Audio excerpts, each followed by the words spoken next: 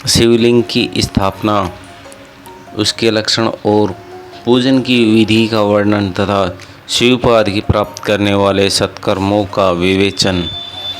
ऋषियों ने पूछा, सूत जी, शिवलिंग की स्थापना कैसे करनी चाहिए, उसका लक्षण क्या है तथा उसकी पूजा कैसे करनी चाहिए, किस देश काल में करनी चाहिए और किस द्रव्य द्वारा उसका निर्माण होना चाहिए।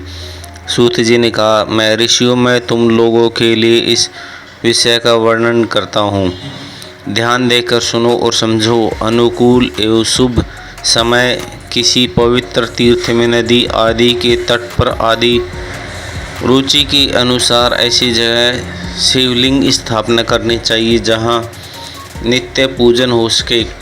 पार्थिव द्रव्य से, जलमय द्रव्य से तथा तेजस पदार्थ से अपनी रुचि के अनुसार कल्पोत्स लक्षणों से युक्त शिवलिंग का निर्माण करके उसकी पूजा करने से पास को उस पूजन का पूरा फल प्राप्त होता है। संपूर्ण शुभ लक्षणों से युक्त शिवलिंग की यदि पूजा की जाए तो वह तत्काल फल देने वाला होता है। यदि चल प्रतिष्ठा करनी हो तो इसके लिए छोटा सा शिवलिंग अथवा विग्रह श्रेष्ठ माना जाता है, और यदि अचल प्रतिष्ठा करनी हो तो स्थूल शिवलिंग अथवा विग्रह अच्छा माना गया है।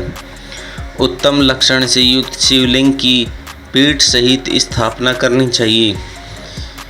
शिवलिंग का पीठ मंडलाकार, गोल, चौकोर, त्रिकोण अथवा खाटे के पाए की भांति ऊपर नीचे मोटा और बीच में पतला होना चाहिए।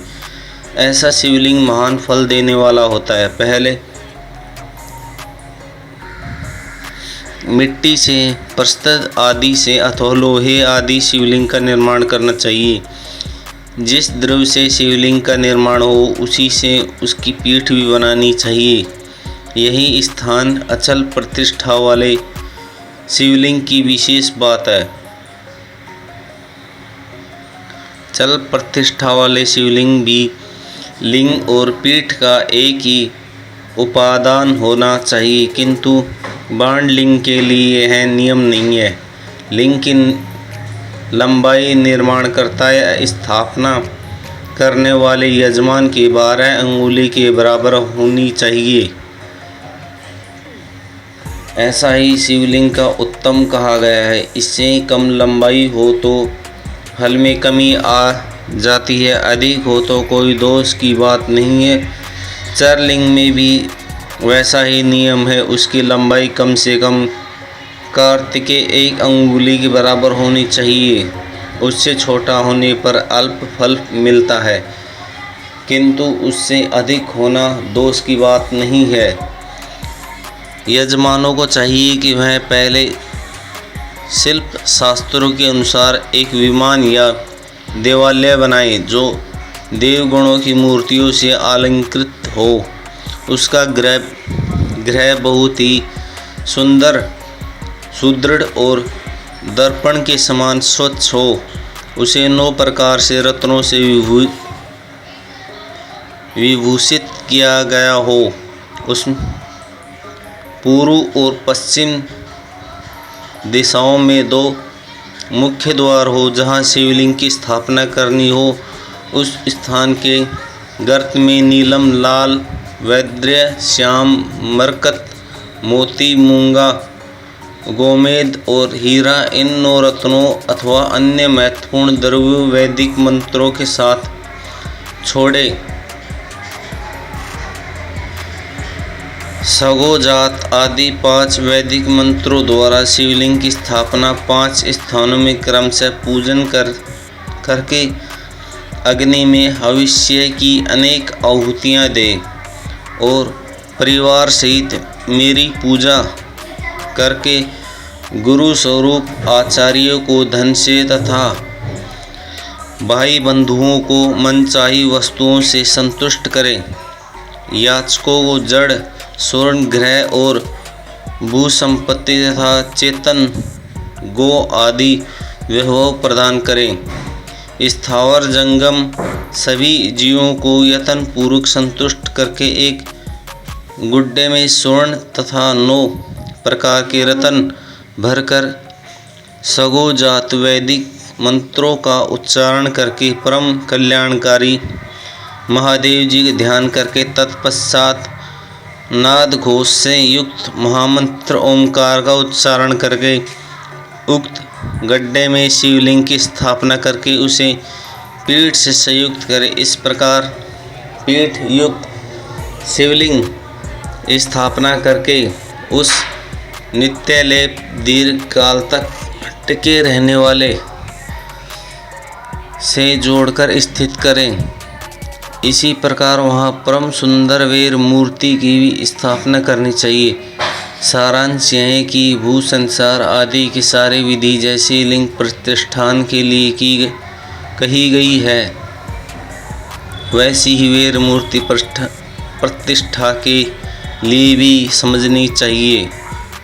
अंतर इतना ही है कि लिंग प्रतिष्ठा के लिए प्रणव मंत्र के उच्चारण का विधान है, परंतु वीर की प्रतिष्ठा पंचाक्षर मंत्र से करनी चाहिए। जहाँ लिंग की प्रतिष्ठा हुई वहाँ भी उत्सव के लिए बाहर सवारी निकाले आदि के निमित्त वीर मूर्ति को रखना आवश्यक है।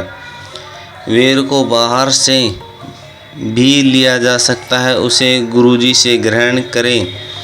ब्रह्मा वीर वही लेने योग्य है जो साधु पुरुषों द्वारा पूजित हो।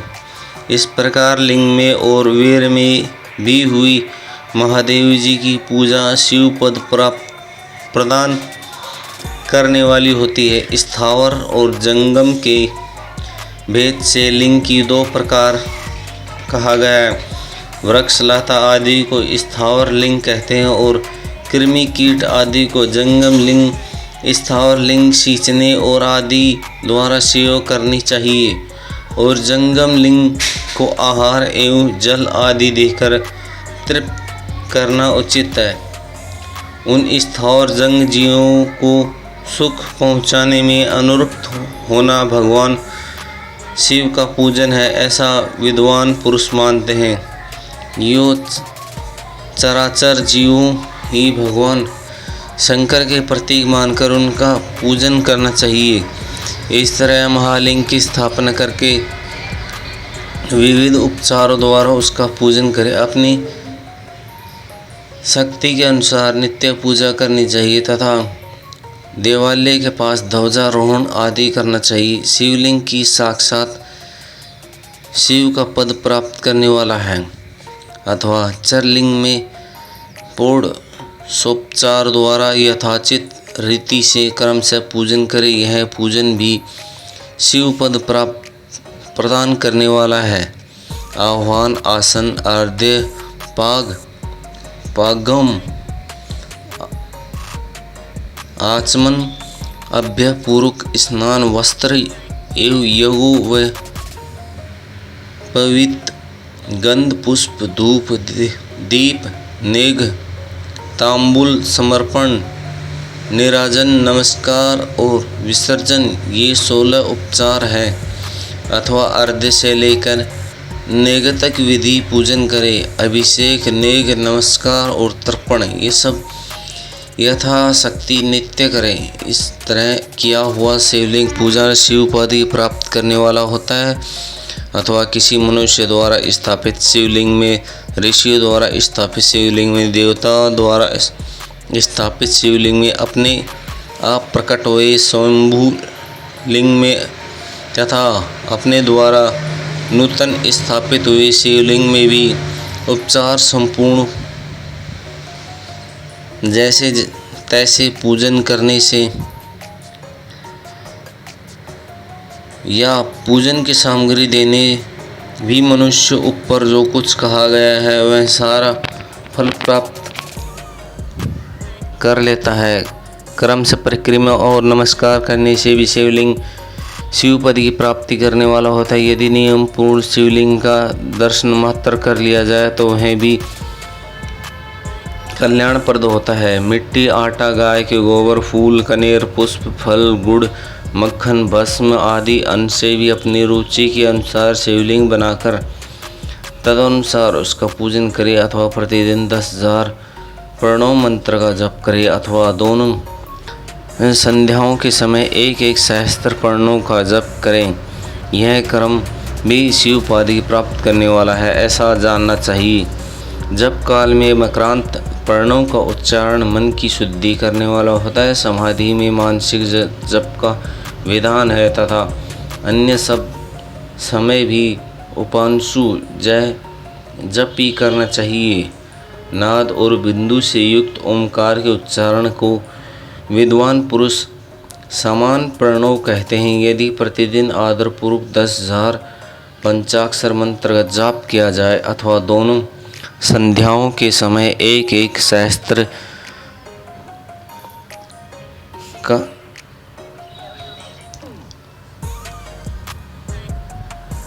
एक सहस्त्र का ही जप किया जाए तो उसे शिव उपाधि की प्राप्त करने वाला समझना चाहिए। ब्राह्मणों के लिए आदि में प्रवण से युक्त पंचाक्षर मंत्र अच्छा बताया गया है। कल्प से किया हुआ स्नान मंत्र की दीक्षा, मात्राओं के न्यास, सत्य से पवित्र अंतकरण वाला ब्रह्म तथा ज्ञानी गुरु, इन सबको उत्तम माना गया है। द्विजों के लिए ओम नमः शिवाय के उच्चारण का विधान, द्विजरताओं के लिए अंत में ओम पद के प्रयोग की विधि है, अर्थात वे शिवाय नमः इस मंत्र का उच्चारण करें। स्त्रियों के लिए भी कहीं कहीं विधि पूर्वक नमोन्त उच्चारण ही विधान है, अर्थात वे भी शिवाय नमः का ही जप करें। कोई ऋषि ब्राह्मणी की स्त्रियों के लिए नमः पूर्वक शिवाय जप की अनुमति देते हैं, अर्थात वे नमः शिवाय का जप करें। पंचाक्षर मंत्र का 5 करोड़ जप करके मनुष्य भगवान शिव सदा शिव के समान हो जाता है, और 1, 2, 3 अथवा 4 करोड़ का जप करने से क्रम से ब्रह्मा, विष्णु, रुद्र अथवा महेश्वर पद प्राप्त होता है।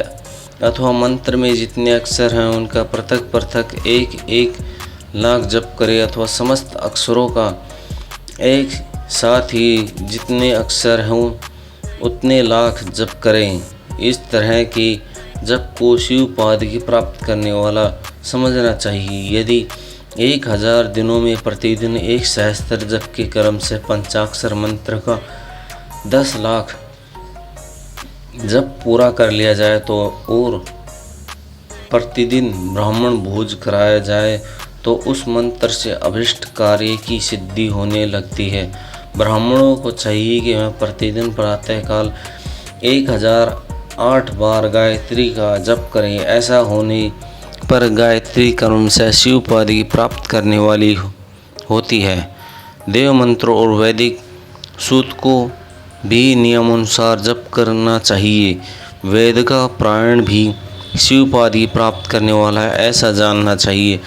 अन्याय जो बहुत से मंत्र हैं उनका भी जितने अक्षर हो उतने लाख जप करें। इस प्रकार जो यथाशक्ति जप करता है वह कर्म से शिव पद मोक्ष प्राप्त करने वाला है।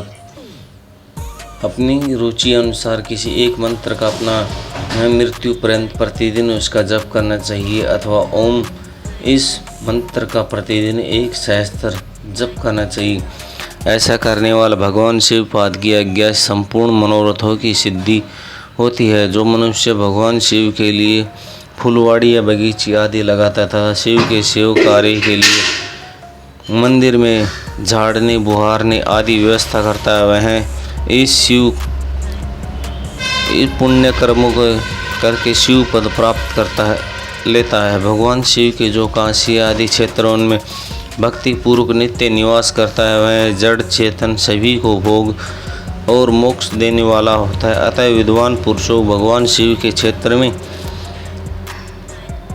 आमरण निवास करना चाहिए।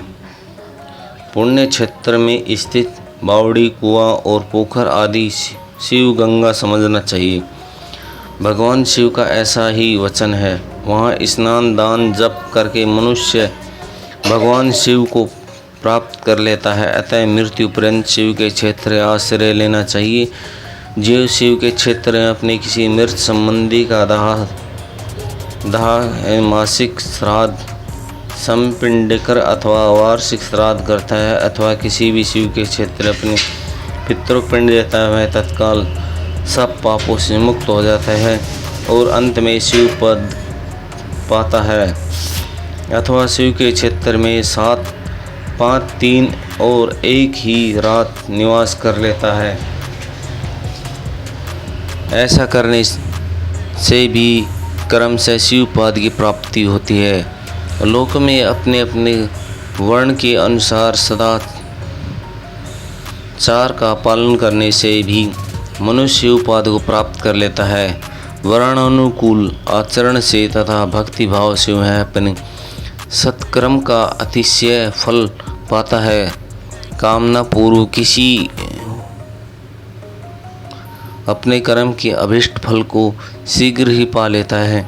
निष्काम भाव से किया हुआ सारा कर्म साक्षात शिव पद की प्राप्ति करने वाला होता है। दिन के 3 भाग होते हैं, प्रातः, मध्य और सायं। इन तीनों में क्रम से एक एक प्रकार के कर्म का प्रतिपादन किया जाता है। प्रातः काल को शास्त्र विहित नित्य कर्म के अनुष्ठान का समय जानना चाहिए। मध्यकाल सकाम कर्म करने के लिए उपयोगी होता था तथा सायंकाल शांति कर्म के उपयुक्त है, ऐसा जानना चाहिए। इसी प्रकार रात्रि में भी समय का विभाजन किया गया है। रात के 4 पहरों जो बीच के 2 पहर हैं उन्हें निशीथ काल कहा गया है।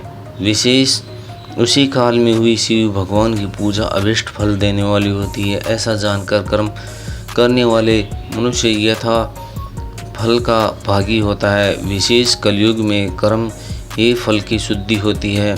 अपने अपने अधिकार के अनुसार ऊपर कहे गए किसी भी कर्म का द्वारा शिव आराधना करने वाला पुरुष यदि सदाचारी और पाप से डरता है तो वह उन कर्मों का पूरा फल अवश्य प्राप्त कर लेता है। ऋषियों ने कहा, सूत जी, पुण्य क्षेत्र कौन कौन से उनका आश्रय लेना सभी स्त्री पुरुष शिवपद प्राप्त कर लेता है, हमें संक्षिप्त में बताएं।